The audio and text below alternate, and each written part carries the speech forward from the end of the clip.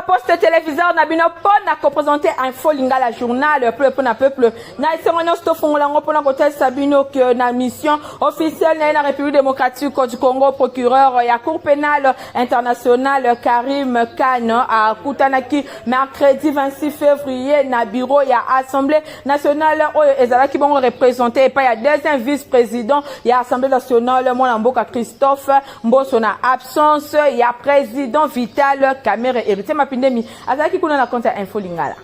Na visite officielle na République démocratique du Congo, procureur ya cour pénale internationale, ce pays na mokuse Karim Khan ye abetaki masolo mercredi 26 février 2025 na bureau ya Assemblée nationale. Badiskitaki na oyo etali situation sécuritaire na République démocratique du Congo na mission officielle en dehors ya mboka. Président ya Assemblée nationale professeur Vital Kamerhe ye azalaki représenté na deuxième vice-président Christophe Mboso Nkodyampwanga ye azalaki accompagné na questeur Chimène Poli pe questeur adjointe Grace Neema. Bokutani oyo ezali na cadre d'effort oyo ezali ko viser ko renforcer coopération judiciaire entre RDC na Cour pénale internationale. Karim Khan a transmetaki message moko ya malunga ya parlement congolais po bayeba na ko voter loi oyo ezali ko permettre collaboration moko ya malunga entre justice nationale pe cour pénale internationale. Objectif ezali ya ko sanctionner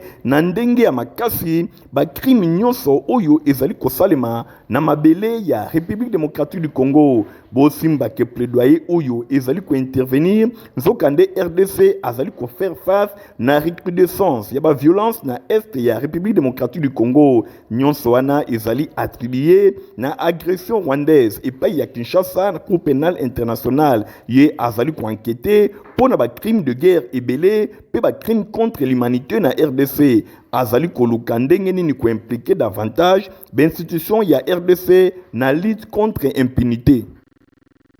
Dans la primature, Bosengali Koyeba, qui est première ministre Judith Suminwa, à Solola, qui mercredi 27 février, et Longo, na directrice générale, ya OMC, et Zalibongo, Organisation mondiale de commerce, toujours na cadre, ya 58e session, ya Conseil de droits de l'homme. Héritier Mapindemi, Nathalie Kaila Kapenda, Bapesi Binoba détail.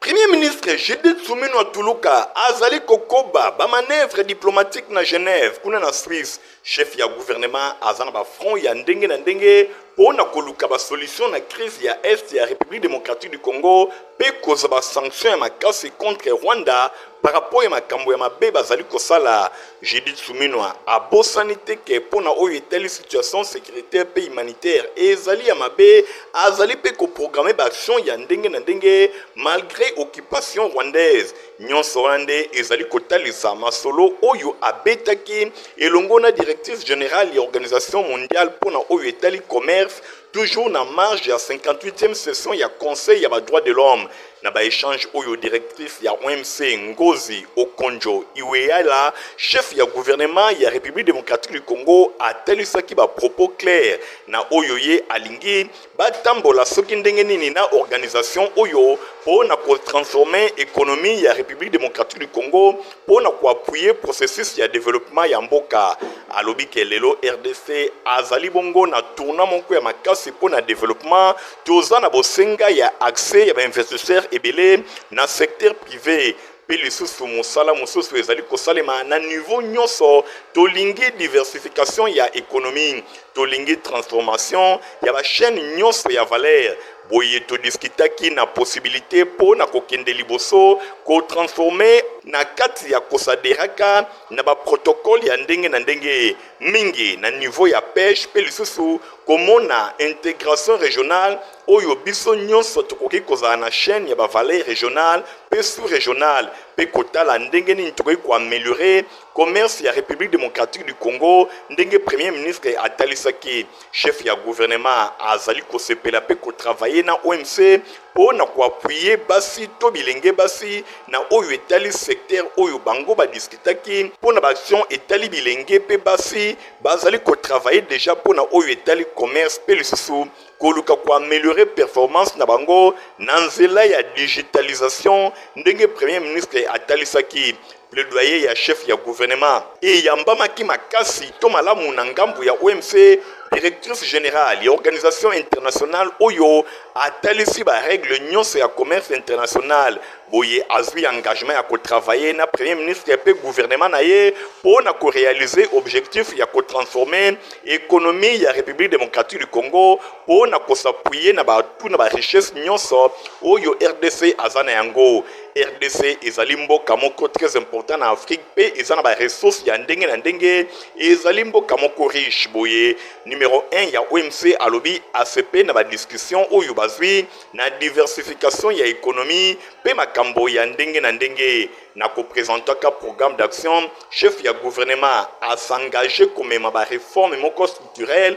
pour na kotombola ko transformer économie ya mboka pe ko créer ba emploi ya ndenge na ndenge. Parmi les réformes oyo ezali pe diversification ya économie lokola ezonga ki na deuxième palier ya document oyo ezali approuvé na Assemblée nationale nyonso ezali koleka na nzela ya action lokola modernisation pe développement ya ba secteur ya agriculture pêche pe élevage pour na kotombola agriculture innovante pe résiliente garante ya sécurité alimentaire.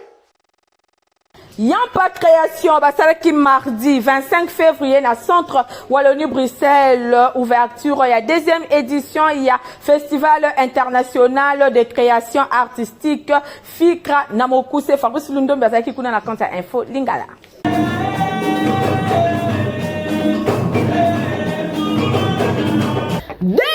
Édition, il y a Festival international de création artistique Fikra Namokuse et Fungwama Kitoko mardi 25 février na centre Wallonie-Bruxelles toujours na bokasi ya Yampa création Bosimbake cérémonie et zalaki vraiment haute en couleur pour na ouverture il y a deuxième édition éclosion et Paiwa Pina Ebandeli coordonnateur ya Yampa création mais c'est Emmanuel Kazadizadem à Salaki Moya ouverture pour expliquer na ba participants importance pe objectif ya deuxième édition éclosion ya Fikra nyonso ezali kaka kotombo la ba création artistique.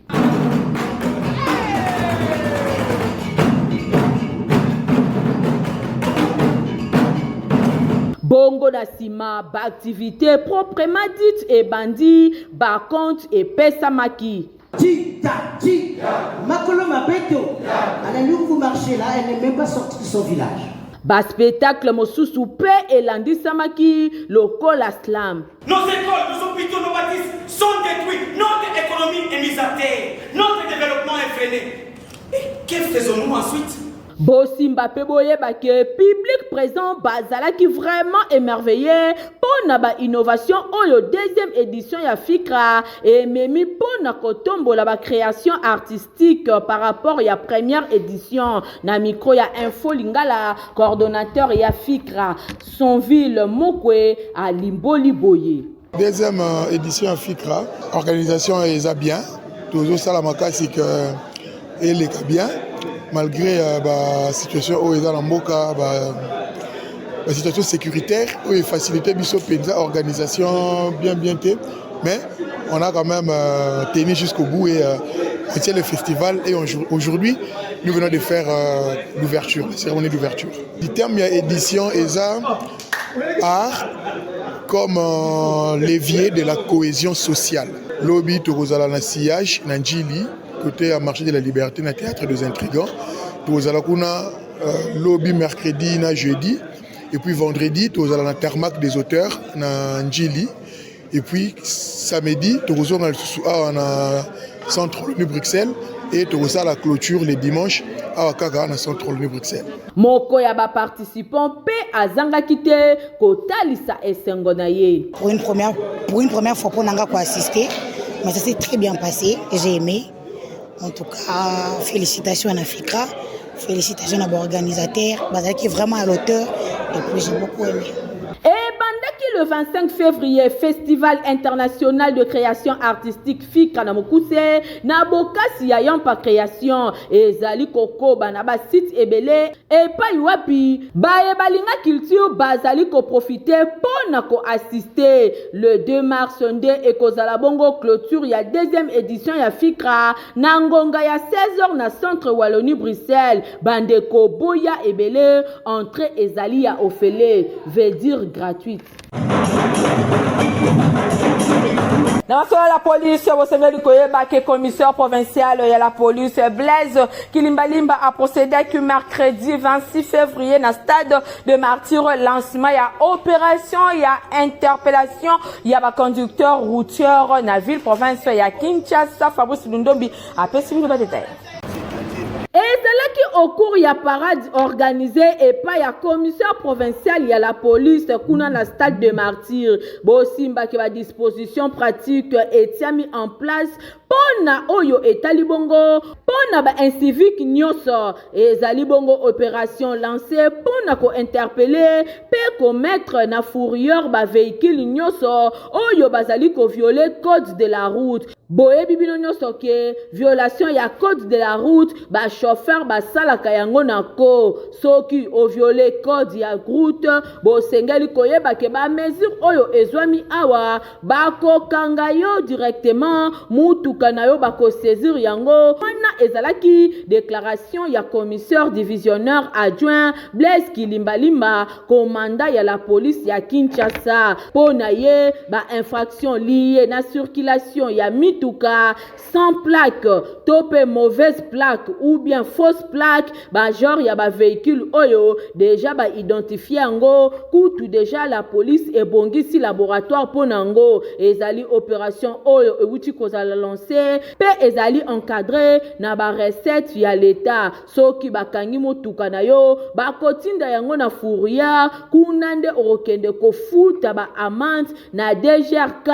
na DGRAD kutu sur place la police déjà est identifié quelques secteurs oyo ezali composé ba problème na non respect ya code de la route sur place baeba kisolo na ko affecté ba policier na ba secteur wana nyoso pona ete ba exercer ba mission na bango ya kokanga mituka nyoso oyo ezali ko respecter code de la route te parmi ba infraction boyeba ke oyo ezali noté ba fausse manœuvre oyo ezali ko consister à kosala demi-tour et pas wapi au sengali osala demi-tour te soki la police ezuyo bakangi yo feu rouge ekoki oleki yeba ke ba policier bakokanga yo soki o respecter bande na yo te okokangama soki ozali kokuma na sens unique bakokanga pe yo boyeba ke mituka nyonso eza na ba mauvais état yango pe kozala sanctionné pona bato nyonso ba abandona mituka na bango na ba arrêt bakozala bongo interpellé et bongo ba école nyonso oyo baza na ba parking te ngonga yango yo bozwa déjà ba disposition pamba te bozali pe parmi bato oyo bazali ko créer ba embouteillage na ville. La couleur enseignement au Sénégal koyeba ke ba élève ya complexe scolaire Mama Pemba ya maternelle ba sala ki bongo visite na ba atelier ya coupe et couture nyonso kaka pona kokolisa connaissance na bango la dilandu héritier Mapindemi. Ba élève ya maternelle ya complexe scolaire Mama Pemba école ya fondation Nerombungu ba kenda ki visite na ba atelier ya complexe scolaire Mama Pemba mingi penza ya coupe couture pambate ba madame na bango ba tangisa ki bango likambo eteli bato oyo bazali kolatisa biso c'est-à-dire ba couturier topé ba couturière lokola na complexe scolaire Mama Pemba et loko ya kosamba ezalaka te ki mona meso na ba atelier moderne oyo ezwami kuna ba élève ya maternelle et l'ongol madame na bango ba kendeki sur place pour na ko palper du doigt kotala pe komona ki mona meso biloko nyonso bango batangaki bayiba na komona yango ba machine ya ndenge na ndenge batalaki pe biloko ya ndenge na ndenge oyo ezali kotalisa ke likambo eteli théorie na complexe scolaire Mama Pemba esukaka kaka na pratique nyonso elekaki vraiment kitoko ba élève nyonso ya maternelle ba monaki biloko oyo batangisaki bango na micro ya Info Lingala journal ya peuple moko ba madame Alobi. Lelo tozaki na classe promenade totangisaki bana le métier qui nous habille. yango leo tokendaki na télé o mokonzi na biso atongela biso bana bamona totangisi bango les sortes de machines. Donc vraiment ba couturier baza ba sorte machine ebele. Baza na machine à surfilage, machine à broderie, machine à main, machine à pédale, machine à sac, tout ça pena ba sorte ya ba fer. Tout ça na fer à vapeur, ba ciseaux électriques, ma machine électrique oyo fonctionnera à travers ya courant. Tout ça peut la kisi bango pe lisusu ba utile oyo couturier akoki ko salela parce que ba couturier bazana ba utile na bango ebele. Oyo to mona ki kuna ngo to lakisa ki na bana to sitela ki bango. To za na mettre ruban, to za na ciseaux, to za na aiguille, toza na fil pe toza bazar susu na ba tisi na bango baza kaka na sorte moko ti tisi mais baza na ba tisi na bango ebele yango to laksaki na bana pe ba mataki likolo ya machine pe ba vandi pe likolo machine ba pédaler o singana ki basala basali vraiment na pesi ba nyoso ba compagnie ki biso na pesi bango merci donc na pesi lisusu fu mwa banga moyo papa Néron double bransard merci na télé oyo atongela biso parce que biso en école nous sommes à quel côté ce que si na bana bokende na télé bana pe ba moni pe ba sali pe pratique na bango na pc merci surtout na makambo azali ko sala biso na école merci nzamba pambola ye apc encore sous ba initiation ya malamu je vous remercie. Batelier ya coupe couture, batelier moderne ya boye. Okomona yango wapi soki na complexe scolaire Mama Pemba te. École ya Fondation Néron Mbungu, école kaka moko ezali kosala fierté na ville ya Kinshasa. Awa, ba élèves, bazali bien encadré, bazali bien formé, pratique et longona théorie, nyonso ezali ko marcher ensemble. Merci honorable Néron Mbungu na ba initiative na yo, bana bazali kozwa formation moko ya qualité. Bongo na suka ya visite na bango na atelier ya coupe couture ya complexe scolaire Mama Pemba ba élève ya maternelle ba talisaki oyo bango ba comprendre. Les outils du couturier sont les bouilles, les mètres à ruban, les ciseaux, les tissus, les fils. Nous avons montré beaucoup de tas de machines. La machine à main, la machine à pédale, la machine à chiffrelage, la machine à broderie, par vapeur, les ciseaux, les fils, la machine à sac. Nous venons d'étudier des métiers qui nous habillent. C'est la couture. Nous venons d'étudier ce qui nous habille. Les métiers qui nous habillent, c'est la couture. Les élèves du complexe scolaire Mama Pemba, nous sommes venus découvrir les outils du couturier et les sortes de machines. Direction ya Bordeaux na commune ya Makala fulu moko e fandi wana en tout cas ezali ko pesta solo na ndenge ya mokete bola na badetail elongo na Fabrice Lundombe pe héritier Mapindeni. Merci. Awa toza na direction Bordeaux na quartier Mikasi mingi penza na commune ya Makala botala bino moko fulu oyo evandeli population na esika oyo solo moko ezali kobima awa okanisa ba mbwa ikufa nzokande ezali kaka po population ba poni esika oyo pona kobwaka ba poubelle na bango. Selon information ilobami ke chef Yari awande asepela ki kobenga bato nyonso bazalaka na ba fulu baya ko déverser yango esika oyo pambate ezalaki ya kobeba mai evande kovanda ye amoni moyen ya ko combattre salité esengeli kobwaka bosoto mosusu nzokande ebebisi lisusu na ndenge ya kosakana te tango population abelelaki likambo etali solo na mbala moko ba autorité ya commune ya Makala batiaki maboko epai ya chef ya avenir po na koyeba eloko nini esaliye andima poubelle ekoma na esika oyo. Tomoni ni bourgmestre, tomoni ni chef à quartier, ni chef de rue tomoni était. Et puis ba tupé oyo ba isika ba ba biloko ngo. Tomoni ta mutu wa na bureau na police ote ka ko s'intéresser te o ba ba biloko kuna te. Biso moka ne to baluka kana mo palisa bureau na biso ne to ke to kuti bango en France. Ne to kuti bango to kangi bango. Et ko suka te to matsa ba ko biso bango ne ba to kata makamala bango. Boye indignation ya population ezalaki makasi nde esalaki ke chef ya avenir oyo batiaki maboko pe bamemaki na sociate boyo ka ndenge expliquer. Eloko epusaki biso to epusaki nga na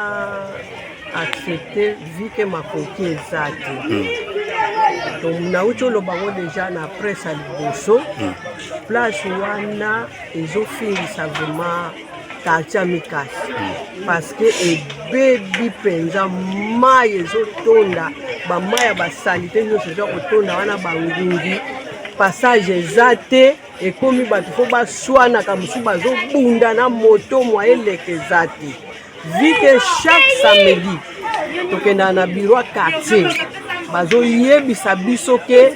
bosala effort na balabala motu na motu propriété tobanzi ke baautorité ya komini ya makala bakosala makasi mpona kosilisa biloko ya boye ata avenir ezali ya kobeba mai ezali ya kovanda kasi bosoto ekomemela bino bokono ya ndenge na ndenge oyo population akoki kokurir badanger mpe bariske ya ndenge na ndenge boye te esengeli esika bato bavandi bopeto ezala Commune ya Kimbantseke eza na problème makasi na likambo etali bongo mai ba reporter ya info lingala babeta kiturkuna. Awa tozali na ville province ya Kinshasa kasi likambo ya kokamwa ezali ke bisika mosusu bazali komela mai ya mabulu ndakisa komini ya Kimbantseke na quartier Kikimi population oyo bazali na esengo soko mokete po ba difficulté ya mai pe insécurité kutu ya kosakana te. Toza problème ya mai awa mai pasi botiela biso mai toza na posa mai botiela biso mai pasi ba mai tozomela ya mabulu toza nde na susa mai botiela biso mai penza mai makasi ya mai ya point côté mosusu bamela mai ya mabulu eza kitoko te to susi eza ke gouvernement par fati ayokela biso mawa atela biso koto toza problème ya makambo ya mai to susi nde yango wana soki atili biso mai koto biso mpe tokosepela gouvernement na ye tokobetele mpe biso maboko atika te elembo ya kitoko na mokali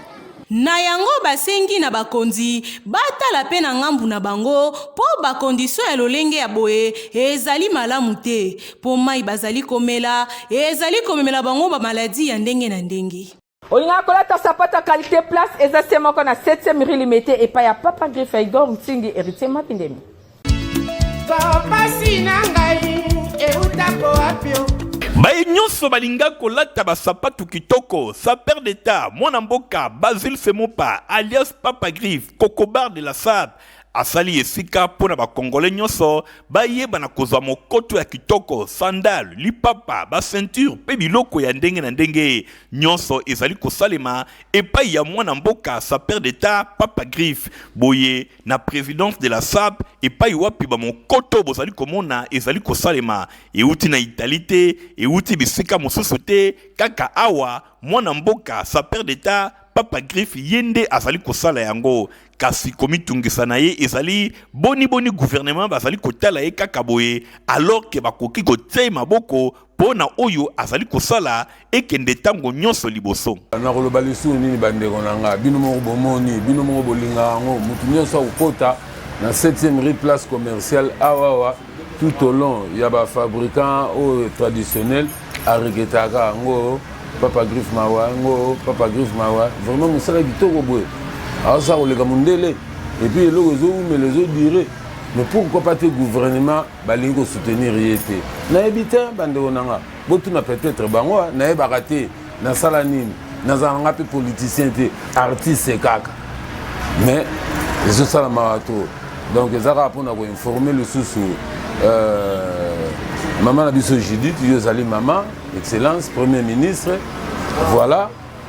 oyo na pouvoir oyo kutanga na zara Papa Griffe ndenge pe son excellence monsieur le président de la République Fachi Beton yepa ya kutanga déjà na zara Papa Griffe artiste coordonné mais na yebaka te pourquoi na zanga soutien pourquoi bo soutenir ngati nga mutu vraiment na combattre ba chinois na combattre ba expatriés na combattre ba turcs pour que Congolais là te loka bien à faux prix et puis durable aux en manifestation aux en fête moko songolo au libala yaka en tout cas jour en eza jour na yo au lia batutu na fête et loko moko durable eza la chaussure eza la sandale eza la ceinture eza la sac pour eza cordonnerie na maroquinerie ata chaussure le go bolite loko la ilk oye na dimina loko le moro na dimina loko le moro ata eza loko le moro na comme sango loko la ilk na comme sango mais pour na ninité na prendre jeunesse montante va se prendre en charge na transmettre bango la coordonnerie bolinga na kufana ke na domaine nanga Adresse ezali se moko na 7e rue Limete oza na Petit Boulevard Limete résidentiel et paiwapi basapatu ya kitoko ezali kosalema bana mboka bopesa confiance et pa yande konabino sa père d'état Papa Grive pona kosomba biloko oyo ye azali koteka yangonde e kotombola mboka na biso pambate batu ya mayele pe batu ya créativité bazali. Tu vois pesa potopota qualité équipé H2 à la mukolo to mo na bino nyonso bosengeli komela yango Nathalie Kaila Stéphane Skande. Ah merci. Ya buinde bana nyonso baza kuringa. À la pochette.